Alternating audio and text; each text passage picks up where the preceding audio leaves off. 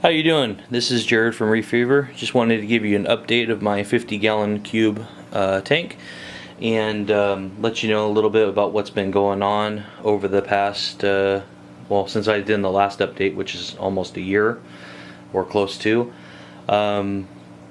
Few things. I lost a lot of my corals, or almost all of them, pretty much. Found out that my 2-year-old was actually going to the bathroom in my sump, and for those of you that have a tank like I do where the tank is a little bit unsecured, just know that accidents happen or things happen, and so he was standing on the ledge and using it as a toilet, and I was wondering, why are my corals dying, what's going on, and then I actually caught him in the act, and that's how I knew that it was happening. And so I've slowly been getting everything back into shape. I went through a huge algae bloom and a bunch of other things. The rocks were pretty much covered with cyano and different types of algae, and so it's taken months to finally get it back in order where it could support SPS. And luckily I didn't lose any fish, but pretty much all the corals died, which really sucks, but that's the name of the game when you have kids and you never know what's going to happen. But anyways, while we're down here at the sump, I've since the last video, I've actually converted my skimmer into the AC model. And so I was having a lot of problems with the DC pump, and it turns out with the Deltic DC variety pumps, they have or the older ones or the original ones had a problem with the controller and the controller module, and then the controller or the chip that was built into the pump itself. And it was an issue where the pumps were going out prematurely. And so I've gone through on my DC pump. I actually have three new DC pumps, and it just kept persisting. The issue kept persisting. So I talked to Adam at Battle Corals, and he recommended that I try the AC version. And for a while there, I had traded for a BK, a Bubble King Mini 160, and it just never. It was oversized for the tank, even though it says minimum of 50 gallons, which my total system's around 75 gallons. But it just never tuned properly, and I tried everything to get it to tune right. I took it very slow. The wedge pipe, I think that's the problem with a lot of the wedge pipe designs, is you either, for smaller tanks especially, you're either right on the money, or it's going to either skim too wet or skim too dry. And that's one of the things that I really like about the Deltic and this little turn knob that you've got right down below, which I'm going to zoom into right now. Right there on the left hand side, you can really fine tune the bubbles and how high the water level is, and you can see by the skimmate that I have, which I'll come in closer here in a minute. This skimmate on here is just amazing, and that's only a week's worth, maybe a little over a week, maybe more like eight or 9 days. But I clean that thing out once a week, and it's just absolutely nuts.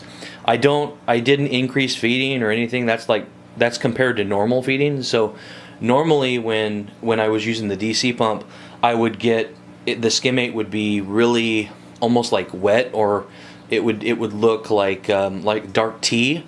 This is gunky. This is like really dark coffee, and it's just absolutely gross. Like, there's so much skimmate, which I'll go ahead and pull it off now and show you.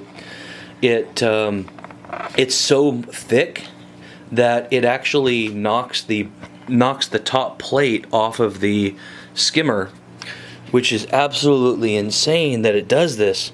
But it fills up even these little holes here, the vent holes, and it's so much that it actually knocks the lid off. But that's how thick and frothy it is. And this is what I've been getting now for the last couple months since switching over to the AC version. And so the AC pump, which is right down here, the AC pump is nice because you can see the volume, or not the volume, but you can see the where the needle wheel is. If you turn the pump off, you can see if there's any obstructions, which is really nice. But I have a feeling that the reason why the reason why the DC pump doesn't work as well is probably because as the DC model, I think, ramps up and down depending on pressure. And so I have a feeling, and I'm not sure because I don't know if this is true or not, but I have a feeling that as the DC pump, changes its speed, even though you have a controller,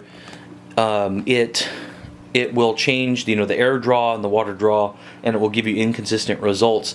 And so I'm not sure, but I have a feeling that's the reason why. But there's no reason, because they have they have very similar air draw, they have very similar water draw, and there's no reason why this pump should be giving such better results, because I mean, it's just night and day difference between the two pumps, and everything else has stayed the same. I feed the same amount. I do the same cleaning that I did before. Everything else is technically the same. So it's, I mean, you could say it's apples versus oranges, but I mean, if you just switch out one thing, then, like I said, it's too different to not go unnoticed. But anyways, back to the tank. It's basically just a blank slate. I'm getting ready to put more corals in. I've hooked the calcium reactor back up. I was dosing for a little while, but I just don't like the Triton dosing elements. I just felt that they were a little bit too strong, and I use the magnesium. I think bottle 1 is magnesium and bottle 2 is calcium, and I use those to kind of supplement the calcium reactor until everything gets in tune. But I'm only dripping alkalinity, or I'm only dripping effluent about maybe one drop every 6 to 10 seconds. And the pH in the reactor is roughly 6.95 down to 6.8. Sorry, 6.95 down to 6.8. And so I try to keep the pH in the reactor around there. It's overkill right now. I don't have enough corals. I have some in the frag tank, which I'll show you in a few minutes, but it's not enough for the load. So when everything starts ramping up and the corals start getting bigger and I get more corals, then the calcium reactor will definitely pay off. But anyways, going up here, I've gone pretty much all GHL with my tanks. I've got GHL Mitras 7206s, and I was having problems with the programming, and I'm pretty good at programming, but I couldn't ever get the color and intensity of all the channels correctly. And there were some on the profiles page. There were some good, like D2 Mini had a good profile, and a few other people had some good profiles. But there was one that a guy has. His name is I would believe it's Reef Rocker or something like that. And he just had an amazing profile. I saw some pictures of his SPS. He had about roughly the same depth tank as I had, so I knew he was getting good penetration, good par. And so I, sent an email out to him asking for his profile. He was really nice and gave it to me, and I'm 100% impressed. Par is really good. I'm getting between 250 to 350 at the top, going all the way down to about the mid-range, which is around 150 to 200. Then down at the bottom, we're getting about 120, 95 to 120, somewhere around there, which I think is really adequate.